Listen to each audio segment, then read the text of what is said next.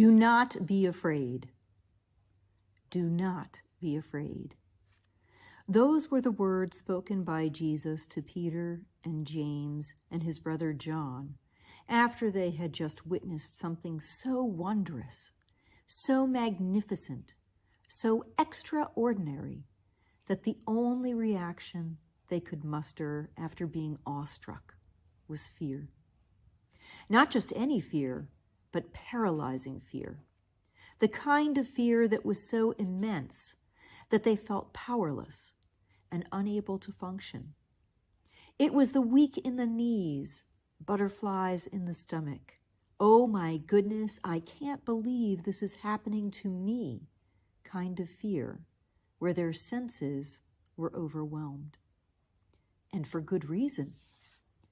The man who had taken them up the mountain, Jesus, was transfigured before them.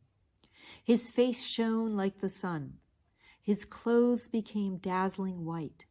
Jesus became glorious right before their very eyes. Imagine what that must have looked like and what that must have felt like. The radiance of the light shining from Jesus' face, the dazzling white of his clothes would have been brilliant. When I was thinking about this, trying to grasp what it must have been like, the closest I could imagine was the brilliant light that comes down from the heavens when we are having storms.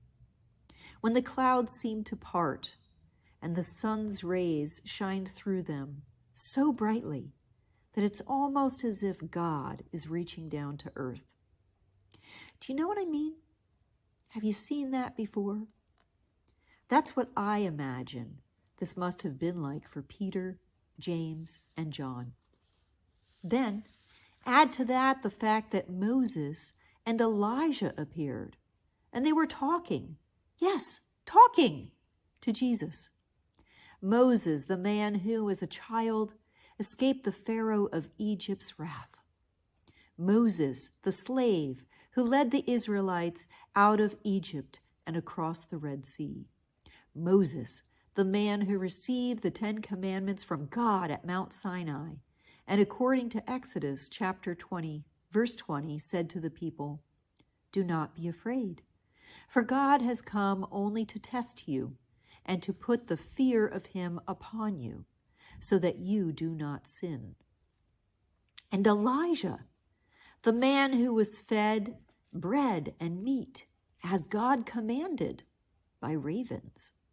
The man of faith who did as God commanded and went to the home of a widow who had nothing baked because she had so little meal and so little oil, and told her in 1 Kings chapter 17, verses 13 and 14, "Do not be afraid. Go and do as you have said, but first make me a little cake of it and bring it to me, and afterwards make something for yourself and your son.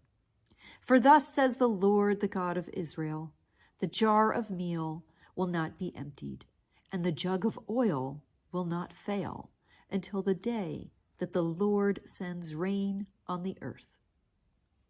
And as if Moses and Elijah appearing with Jesus, who had been transformed, wasn't enough, God spoke and said, "This is my Son, the beloved. With him I am well pleased. Listen to him."